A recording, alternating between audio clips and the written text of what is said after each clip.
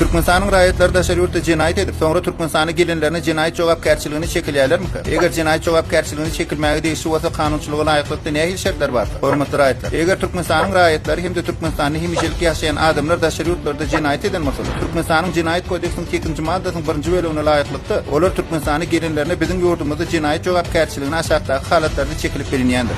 1. Daşary ýurtda eden etmiş Türkmenistanyň jinayet kodeksine laýyklykda jinayet diýilip hasaplanýan bolsa. 2. Daşary ýurtda edilen etmiş şol ýurdun kanunçylygyna laýyklykda jinayet diýilip hasaplanýan bolsa. 3. Daşary ýurtda eden jinayet üçin oňa şol ýurtda iş getirmedik bolsa. Şunda jinayetin edilen ýerine hereket edýän kanuny göz öňünde tutulan jezanyň ýokary şäheriniň aňyr geçýän jeza Türkmenistanyň bellenip bilinýän däldir. Bilip goýun. Azalan kodeksiň 9-njy maddasynyň 1-nji bölegine laýyklykda daşary ýurt döwletiniň çägini jinayet eden Türkmenistanyň raýatlary şol döwlete berilmäge degişli däldir. Ýagny ekstradisiýa edilýän däldir. Hormatly adamlar, Türkmenistanyň esas kanuny bolan Türkmenistanyň konstitusiýasynyň 36-njy maddasyna laýyklykda hiç kimin şol bir jinayet üçin gaýtadan jinayet idarlaşyny tede bar edip, bu oňa iş ketilip bilinmeýändigi barada bellenendig hakyndaky ýagdaýlara tedinusunu çekmek bilen agdalan soraglar boýunça hukuk kömegini almakly üçin adwokatlaryň hyzmatinden peýdalanmasy maslahat berýär.